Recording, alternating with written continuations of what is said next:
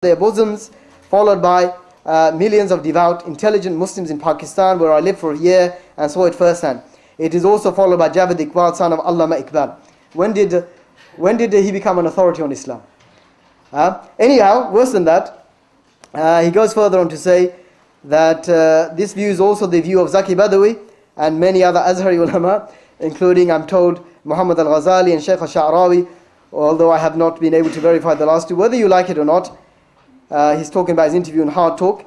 I missed a bit. He said the mentioning the headscarf tells them to cover their bosoms, not the headscarf. He says, Sir Sayyid Ahmad Khan popularized this view in pre-partition India, and it is followed by millions of devout. Now, Sayyid Ahmad Khan is now his example and role model. And as I said, read a little bit about Ahmad Khan and you find out who he was.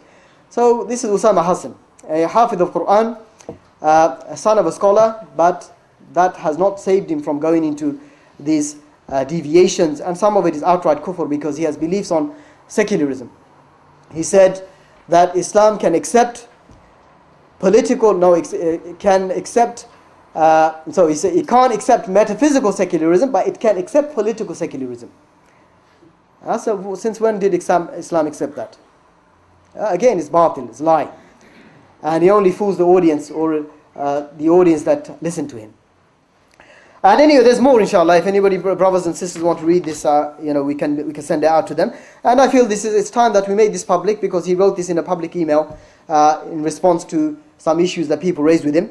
And on a question of some people who are now attacking Islam and Muslims, this Quilliam Foundation, which is founded by the government and supported by the government, run by these two, Ed Hussein and Majid Nawaz, who I don't consider to be Muslims.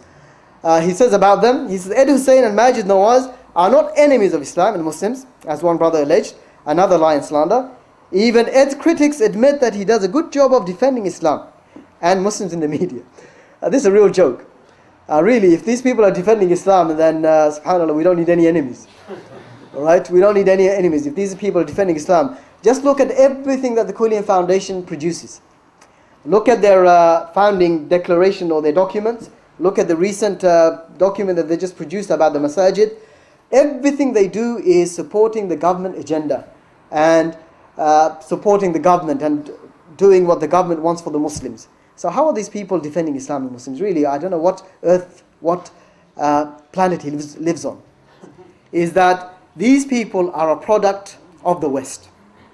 And you know this because they are praised as the moderates. We are the extremists, they are the moderates, they are the ones who represent moderate Islam, and they are the ones who are now given the media spotlight.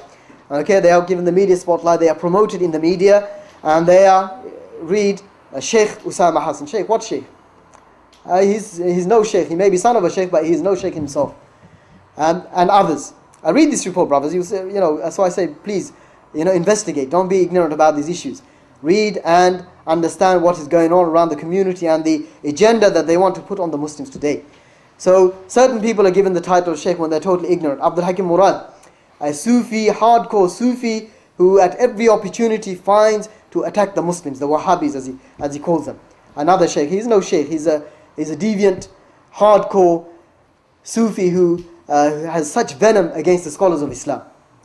So anyway, so they're given the spotlight and promoted in the media to talk and to espouse their filth and so on. So in reality, the secularists, as they said, are the secularists and the modernists are two faces of the same coin. The secularists are more open; they want to secularize. They want secular democracy. The modernists are serving their cause. And again, if you look back at the history of Egypt, you can see what happened there. Because what happens in Egypt is generally kind of reflected in other parts of the Muslim world. So they are the modernists, as many have said, are a bridge. Modernists are a bridge to the secularists. Muhammad Abdu, the founder, as researchers said, he was not a secularist himself, but he provided them the ammunition and the methods and the ways for them to secularize the Muslim countries. So this is what it is leading to. And again, if you read what this Quilliam Foundation is about, it is about secularizing Islam. And they call those people who want to engage in political activity as Islamists. We're not Islamists, we're Muslims. Right? So that is a misleading term as well. Anyhow, my time is really run out. The important points, just very, very briefly, if you want to know about the important points, is that the West has a vested interest in secularizing the Muslims, and they will do this through these modernists. And number two is that they took advantage of the Muslim, if you like, underdevelopment and the Muslim stagnation to transform Muslim countries and to introduce these ideas. And this is what they're doing today through these people. And number three is that they need some kind of legitimacy and some kind of authority to validate their views. And so don't be surprised if some sheikh comes along, some mufti comes along, saying, yeah, this is okay, giving the fatwa to accept what they come with.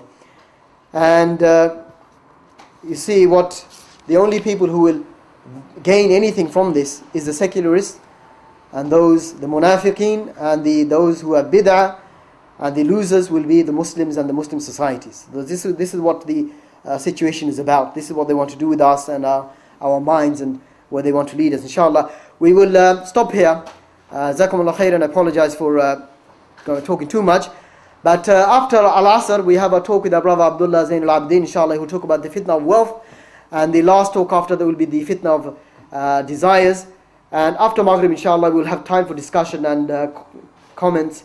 So please, if you are interested or if you'd like, keep your ideas or views for that, comments for that time, inshallah. We will air and then. جزاكم الله خيرا سبحانك اللهم وبحمدك ولا اله الا انت استغفرك واتوب اليك. اذان ان شاء الله.